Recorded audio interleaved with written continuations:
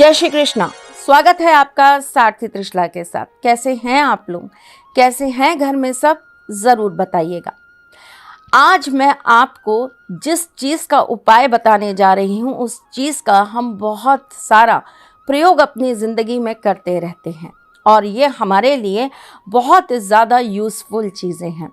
लड़कियों का तो इसके बिना गुजारा ही नहीं है। वैसे तो किसी का भी इसके बिना गुजारा नहीं है, लेकिन फिर भी लड़कियों के लिए ये विशेष लाभप्रद रहता है। और ये चीज़ क्या है, पहेली नहीं बुझाऊंगी, सीधा सीधा बताऊंगी। ये चीज़ है शीशा। शीशा कितना नाजुक होता है ना, ठीक रिश्तों की तरह। जिंदगी भर आप उसे साफ करते रहिए कि उसके अंदर कोई दाग ना पड़ जाए, कोई धब्बा ना आ जाए, जैसे कि रिश्ते के अंदर हम रखते हैं। हमेशा उसे साफ रखते हैं, हमेशा उसे पवित्र रखने की कोशिश करते हैं ताकि उसमें भी कोई धब्बा ना आ जाए। शीशा अगर ज़रा सा चटक जाए तो वो धीरे धीरे करके चूर हो जाता है। ठीक रिश्ते भी उसी तरह होते हैं। ज़रा सी दरार आ जाए, किसी बात की गलतफहमी आ जाए, कोई ईगो बड़ी हो जाए, कोई नाराज़गी आ जाए तो वो रिश्ता टूट जाया करता है। शीशे की तरह नाजुक रिश्ते हमारी ज़िंदगी में बहुत अहमियत रखते हैं, पर इनकी संभाल, इनको देखभाल एक शीशे से भी ज़्यादा हल्के हाथ से करनी पड़ती है। बहुत केयर करनी पड़ती है, तभी ये संभल पाते हैं। पर फिर भी कहीं ना कहीं ये अगर टूट जाए ठीक शीशे की तरह तो फिर छूने पर दर्द देते हैं, अंदर तक काट दिया करते हैं। जैसे शीशा अगर वो टूट जाए तो वो शरीर को काट दे, इतना पैना, तीखा और नुकीला हो जाता है। रिश्ते भी वैसे ही होते हैं। अगर वो टूट जाए तो वो बातें, वो दर्द अंदर तक इंसान को काट देती हैं, उसे समाप्त कर देती हैं, लहू लुहान कर देती हैं। आँखों से खून के आंसू बहने लगते हैं। इसीलिए कहते हैं ना कि बहुत संभाल के रखिएगा जनाब, ये शीशा भी है और दिल भी। आज मैं आपको इसी सबसे ज़्यादा नाजुक चीज़ से मिलने वाला एक बहुत बड़ा लाभ बताने आई हूँ। शीशे का आपको पता है संबंध हमारे शुक्र ग्रह से भी होता है। शीशा शुक्र ग्रह को बढ़ाता भी है और कमज़ोर भी कर देता है। शायद यही एक बहुत बड़ा रीज़न है कि हम बेडरूम में बेड के सामने आपको शीशा रखने के लिए मना करते हैं। इससे आपके जीवन से प्यार, रोमांस ख़त्म होने लगता है। ज्योतिष और वास्तुशास्त्र कभी भी आपको बिना किसी तर्क, बिना किसी महत्वपूर्ण एक इम्पॉर्टेंट लॉजिक के बिना कभी आपको कुछ नहीं सिखाएगा। तो आज भी आपके साथ कुछ बहुत अच्छी और महत्वपूर्ण जानकारियाँ मैं शेयर करने आई हूँ, लेकिन उससे पहले अपने सारथी परिवार को ये तो बता दूँ कि मैं कौन हूँ। मैं आपके एस्ट्रोलॉजर हूँ, वास्तुशास्त्री हूँ, चेहरा भी पढ़ती हूँ, आवाज़ भी पढ़ती हूँ और हाथों की लकीरें भी पढ़ लेती हूँ। चूँकि आपकी सारथी हूँ इसीलिए आपको जीवन का सार देने चली आई हूँ। तो चलो मेरी जान, आज आपको ये बताती हूँ कि शीशा घर में कैसे और कहाँ नहीं रखना चाहिए।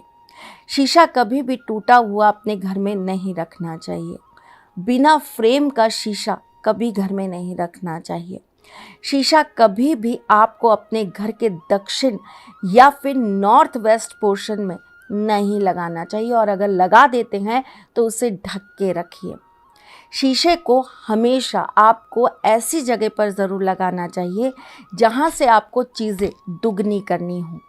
जैसे कि शीशा हमेशा अपने मंदिर में एक ज़रूर लगा के रखिए ताकि भगवान का आशीर्वाद, उनका ऑरा और ज़्यादा बढ़ता चला जाए। शीशा आप अपनी तिजोरी में ज़रूर लगा कर रखिए ताकि आपका धन वैभव ज़रूर बढ़ता चला जाए।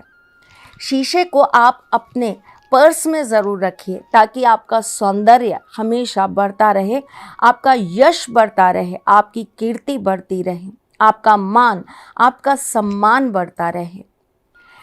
शीशा केवल सौंदर्य को नहीं दिखाता, शीशा हमारे जीवन की बहुत सारी चीज़ों को हमारे सामने लाता है। हम बहुत सारे ऐसे उपाय आपको बताते हैं जिसमें हम आपको शीशे के बर्तन को यूज़ करना ही इम्पॉर्टेंट बोलते हैं। जैसे कि नमक को हम हमेशा शीशे के पात्र में रखवाते हैं, हम फिटकरी भी हमेशा शीशे के बर्तन में रखवाने के आपको उपाय बताते हैं।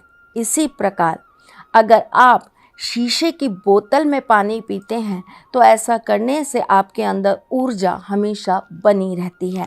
और अगर आप वही शीशे की बोतल थोड़ी देर सुबह सुबह सूर्य की रोशनी में रख देते हैं और फिर उसे पीते हैं तो ऐसा करने से आपके जीवन में मान, प्रतिष्ठा, यश बढ़ता ही बढ़ता है। अगर आपको अपनी कोई मनोकामना सिद्ध करनी है तो शीशे का आज का उपाय आप ज़रूर करिएगा, लेकिन उससे पहले कुछ महत्वपूर्ण चीज़ें ज़रूर जान लीजिए। अगर अचानक से आपके हाथों के बीचों बीच एक क्रॉस बनने लगा हो या आपकी हथेली के बीचों बीच बहुत सारी लकीरें आने लग गई हों तो आपको अपना हाथ छाछ से ज़रूर धोना चाहिए। ऐसा करने से आपके भाग्य में वृद्धि होने लगती है।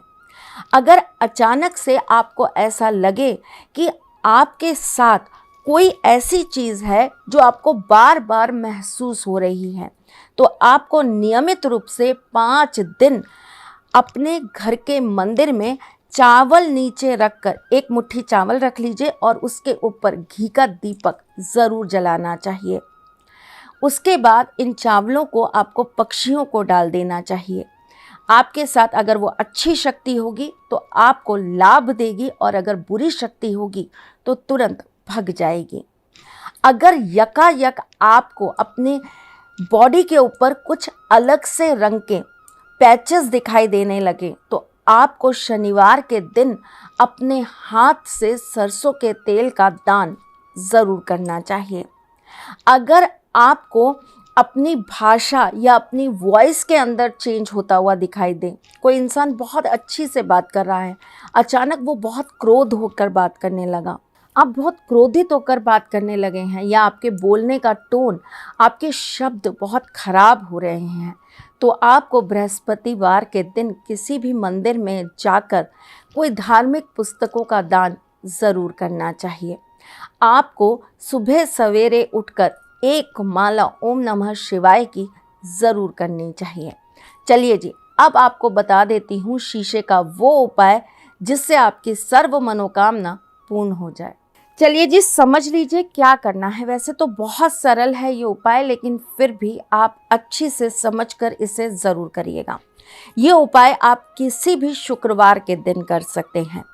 क्या करना है आपको एक शीशा ले लेना है, छोटा सा शीशा ले लीजिएगा, वो जिसके अंदर हम अपने आप को देखते हैं। उस शीशे के ऊपर आपको लाल मार्कर से एक नंबर लिख देना है और नंबर क्या है? नंबर है 171। और इस शीशे को आपको सूर्य की रोशनी में इस तरीके से रख देना है कि सूर्य की रोशनी इस शीशे के अंदर ज़रूर आ जाए।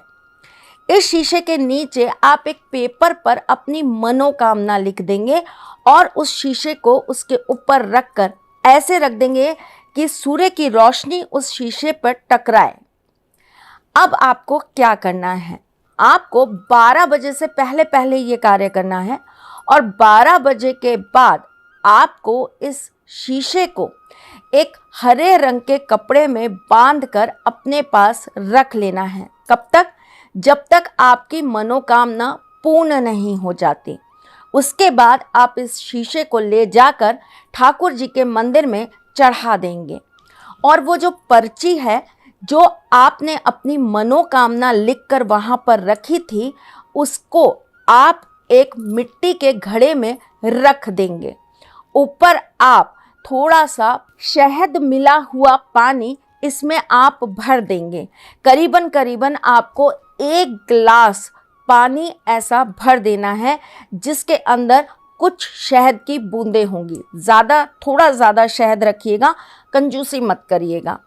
उसके बाद आपको इस घड़े को एक लाल रंग के कपड़े से बांध देना है और आपको इसे ले जाकर अगले दिन यानी कि शनिवार के दिन पीपल के पेड़ पर रख देना है और इस घड़े के नीचे आप एक छोटा सा छेद कर देंगे ताकि ये बूंद बूंद करके पीपल के पेड़ में ये जल जाता रहे। आप छोटा सा ही घड़ा लीजिएगा, ज़्यादा बड़ा मत लीजिएगा और छोटा ही छेद करिएगा ताकि वो धीरे धीरे करके वहाँ से रिस के पीपल के पेड़ में वो जल चला जाए। छोटा सा उपाय है, अपनी मनोकामना की पूर्ति होते हुए आप स्वयं जल्द देखेंगे। वैसे तो जिनके कर्म अच्छे होते हैं, भाव अच्छे होते हैं और भगवान का आशीर्वाद होता है, उन्हें 24 घंटे में इसका रिजल्ट प्राप्त होता है। कोई बुरी मनोकामना मत करिएगा, कोई ऐसी मनोकामना मत करिएगा जिससे किसी का अहित हो या किसी का नुकसान हो।